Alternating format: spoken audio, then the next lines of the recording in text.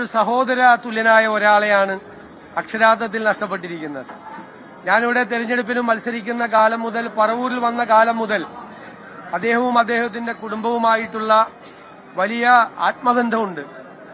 ഞാൻ തെരഞ്ഞെടുപ്പിൽ മത്സരിക്കുമ്പോഴെല്ലാം ഷൂട്ടിംഗ് വരെ ക്യാൻസൽ ചെയ്ത് ഞാൻ നോമിനേഷൻ കൊടുക്കുന്ന അന്നു മുതൽ എല്ലാ ദിവസവും തെരഞ്ഞെടുപ്പ് ഞാൻ ജയിച്ചെന്ന് പ്രഖ്യാപിക്കുന്നത് വരെ അദ്ദേഹം കൂടെ ഉണ്ടാവും.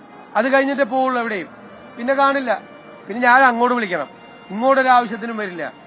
ഞാൻ മത്സരിച്ച എല്ലാ തെരഞ്ഞെടുപ്പുകളിലും എന്റെ ഓഫീസ്, തെരഞ്ഞെടുപ്പ് കമ്മിറ്റി ഓഫീസ് ഉദ്ഘാടനം ചെയ്തിട്ടുള്ളത് ശ്രീ സലീം കുമാർ. അവസാനമാകുമ്പോൾ പറയും എന്റെ അവകാശമാണെന്ന് പറയും. ഞാൻ പറയും ഞാൻ വേറെ ആരെയും വിളിക്കില്ല, സലീമിനെ മാത്രമേ വിളിക്കുള്ളൂ എന്ന് പറയും.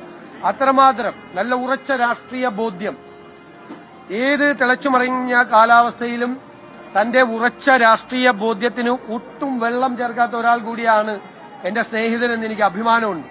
പഠിക്കുന്ന കാലം മുതൽ അവസാന ശ്വാസം പോകുന്നതുവരെ ആ ഉറച്ച രാഷ്ട്രീയ ബോധ്യത്തിൽ, ആ ഉറച്ച കോൺഗ്രസ് ബോധ്യത്തിൽ നിന്നു എന്നുള്ളതാണ് അദ്ദേഹത്തെ വ്യത്യസ്തനാക്കുന്നത്.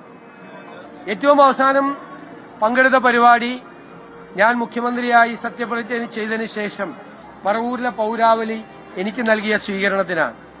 അതിനു മുമ്പ് ഞാൻ പങ്കെടുക്കുന്നത് കൺവെൻഷനിലും തെരഞ്ഞെടുപ്പ് കാലത്ത് എല്ലായിടത്തും ഉണ്ടായിരുന്നു. തെരഞ്ഞെടുപ്പ് വന്നാൽ എന്റെ വീട്ടിലോ തെരഞ്ഞെടുപ്പ് കമ്മിറ്റി ഓഫീസിലോ ഉണ്ടാവും.